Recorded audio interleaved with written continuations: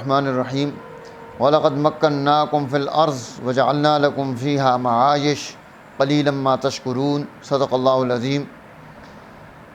محترم سامعین و سامعات، عزیز دوستو، بزرگوں، معاشی نظام یہ دنیا میں اس وقت چرچا معیشت کا ہے، اور یہ معیشت کا ایسا گول چکر سرمایہ داری نظام نے شروع کیا کہ جس کے نتیجے میں انسانی سوسائٹی میں غربت بڑھتی چلی گئی۔ جیسے ایک پلاٹ کی قیمت 1 کروڑ روپیہ ہے، اور اس پلاٹ کو آپ 10 لوگوں کو دے دیتے ہیں اور ان سے قرضہ لے لیتے ہیں۔ اب آپ کے پاس 10 کروڑ روپیہ جمع ہو گیا۔ اب جب وہ چیز 10 کروڑ کی نہیں ہے تو اس کا نقصان کیا ہوگا کہ جب وہ واپس پیسے لینے کے لیے آئیں گے تو پیسے نہیں ملیں گے، چیز لینے کے لیے آئیں گے تو چیز نہیں ملے گی۔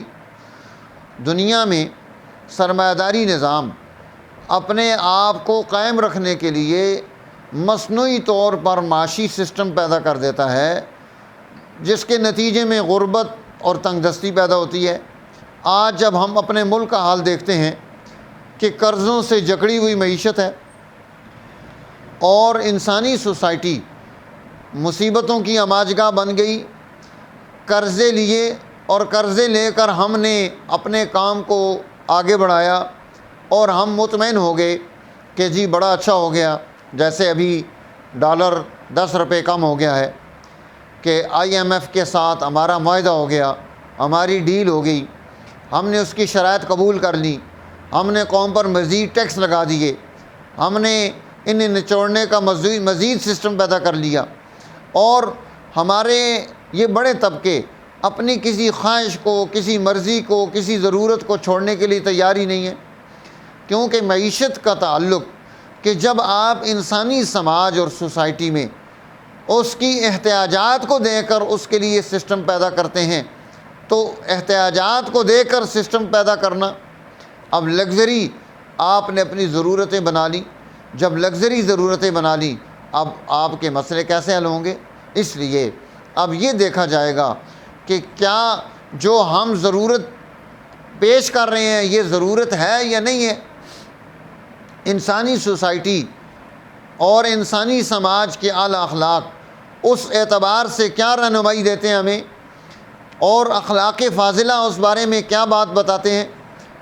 اور اسی طرح انسانی سوسائٹی میں جو عام انسانوں کے قوانین ہیں پوری دنیا میں چلنے والے، انہوں نے اپنے لیے اس کو کس انداز سے پیش کیا ہے، اس کو سمجھنے کی ضرورت ہے۔ اور ہمارا مذہبی طبقہ اس کا حال یہ ہو گیا ہے، جیسے حدیث مبارکہ میں آتا ہے، حضور نبی اکرم صلی اللہ علیہ وسلم سے صحابہ کرام نے عرض کیا کہ یا نبی اللہ، ہم نے حج کا سفر کیا، ہم سفر کر رہے ہیں، ہمارے ساتھ ایک آدمی ہے، اور جب ہم کسی جگہ پڑاؤ کرتے ہیں وہ نفلی عبادتیں شروع کر دیتا ہے، نماز شروع کر دیتا ہے، اور جتنی دیر ہم پڑاؤ کرتے ہیں اتنی دیر وہ نفل پڑھتا رہتا ہے، اور جب ہم سوار ہوتے ہیں تو وہ بھی ہمارے ساتھ سوار ہوتا ہے، پھر وہ ذکر و تسبیح میں مصروف رہتا ہے، یہاں تک کہ ہم اگلی جگہ پڑاؤ کرتے ہیں تو پھر وہ اسی طرح کرتا ہے، نفل شروع کر دیتا ہے، جب تک ہم وہاں سے کوچ نہیں کرتے وہ نفل پڑھتا رہتا ہے، جب سوار ہوتا ہے تو ذکر و تسبیح میں مصروف ہوتا ہے۔ اللہ کے نبی صلی اللہ علیہ وسلم نے سوال کیا، آپ دیکھیں اللہ کے حبیب پوچھ کیا رہے ہیں، کس انداز سے آپ رہنمائی ان کو دینا چاہتے ہیں۔ آپ نے پوچھا کہ اچھا یہ بتاؤ، اس کے پاس سواری ہے، اونٹ ہے، اس نے کھانا بھی ہے، اس نے پینا بھی ہے، اس کی ضرورتیں کون پوری کر رہا ہے؟ صحابہ کرام رضوان اللہ علیہ مجمعین نے عرض کیا ہے نبی اللہ، ظاہر ہے جب وہ عبادت و ریاضت میں مصروف ہے تو ہم ہی نے جہاں اپنے اونٹوں کو کھانا اور چارہ دیا اور پانی دیا، اس کے اونٹ کو بھی دے دیا۔ تو آپ صلی اللہ علیہ وسلم نے فرمایا تم اس سے بہتر ہو کہ تم نے اپنا کام بھی کیا اور اس کا کام بھی کیا۔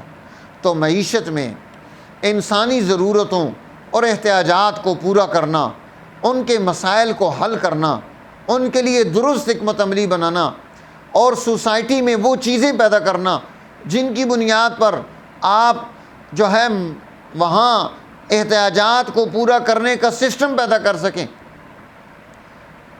کہ یہاں پر ضرورت کیا ہے کہ اب ایک آدمی اس کی احتیاجات، اس کا کھانا پینا، اس کی گرمی سردی سے بچاؤ، اس کا مکان، اس کی بنیادی ضروریات وہ کیسے پوری ہوں گی، اس کے لیے ہمیں اس دولت کو اس کی کوئی ترتیب بنانی پڑے گی۔ اب اس کو ہمیں آگے سسٹم میں لانا پڑے گا کہ ہم اس دولت سے محنت کر کے اس سے کوئی ترتیب بنا سکیں۔ اب ہماری سوسائٹی کا المیہ یہ ہو گیا ہے کہ ہر آدمی بغیر محنت کے، بغیر جد و جہد کے، بغیر کوشش کے وہ زیادہ سے زیادہ وسائل جمع کرنا چاہتا ہے۔ اب اس کا نتیجہ کیا پیدا ہوگا؟ اب یہ لالچ پیدا ہو گئی۔ اب اس کا نتیجہ یہ پیدا ہوگا کہ وہ اس کام کو کر تو نہیں سکتا۔ اب یہاں ہماری سوسائٹی میں یہ جو سود کا نظام چلا ہے اس کی بنیاد اسی پر تھی نا۔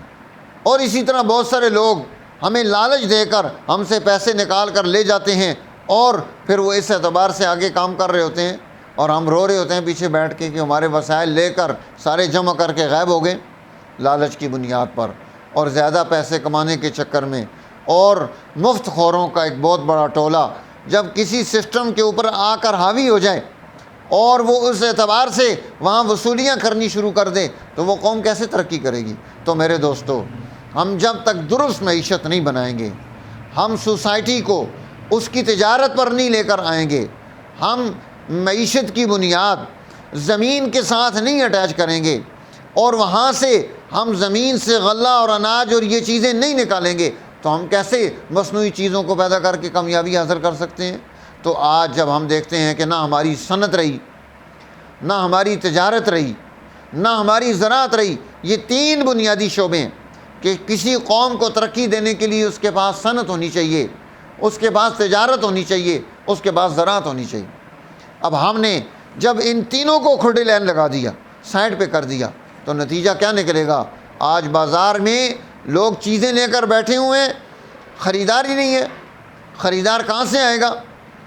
اب ہم نے سارا یہ دنیا میں بحران پیدا کرنے والی قوتیں، سرمایہ داری نظام، ان کے ذریعے سے سوسائٹی میں بحران پیدا ہوتا ہے۔ اللہ جل جلالہ نے انسان کو پیدا کیا اور وَجَعَلْنَا لَكُمْ فِيهَا مَعَائِشَ، تمہاری معیشت، تمہاری بنیادی ضرورتیں ہم نے تمہیں زمین کے ساتھ رکھ دیں، لیکن انسان ان تک پہنچے، اس کی کوشش کرے، اس کی جد و جہد کرے۔ آج ہم نے اس پر سوچنا ہی چھوڑ دیا۔ زیادہ سے زیادہ آج ہمیں جو ہے نا نیکی کے دوسرے کاموں کو پیش کیا جاتا ہے، لیکن اپنی معیشت کو درست کرنا اور اس کی بنیاد پر اپنے اخلاق کو درست کرنا اور اس کے لیے جد و جہد اور کوشش کرنا، اس کے لیے پورا سسٹم لے کر آنا، آج ہم اس میں عاری ہو گئے۔ ڈالر وہ ان کی جب مرضی اس کو بڑھا دیں، جب مرضی وہ گھٹا دیں، اور ہمارے پاس اس کو روکنے کا کوئی سسٹم و انتظام نہیں ہے۔ جیسے جیسے ڈالر بڑھے گا ہمارا جو ہے نا قرضہ وہ بڑھتا چلا جائے گا۔ آج ہم یعنی 70-75 سالوں میں ہم نے قرضہ لے کر اپنے ملک کو چلایا۔ سب سے پہلا بجٹ آیا تو وہ بھی قرضے پر چلا، اور آج 75 سال بعد ہمارا بجٹ آیا تو وہ بھی قرضے پر ہے۔ جس قوم نے اپنا معاشی نظام صرف قرضے پر رکھ لیا ہو، آپ دیکھیں ایک گھر آپ قرضے پر نہیں چلا سکتے۔ ایک آدمی اگر اپنا گھر چلانا چاہتا ہے وہ ایک دن قرضہ لے، دوسرے دن لے، 10ویں دن لے، 12ویں دن لے، 1 مہینہ لے، 1 سال لے، جس سے قرضہ لے رہا ہے وہ گھر آ کر بیٹھ جائے گا۔ اب آپ کی عزت رل جائے گی، آپ کی بہو بیٹی کی عزت رل جائے گی، آپ کے گھر میں ان کا آنا جانا آسان ہو جائے گا، آپ انہیں روک نہیں سکیں گے۔ اسی طرح ملکوں کا حال بھی ہوتا ہے۔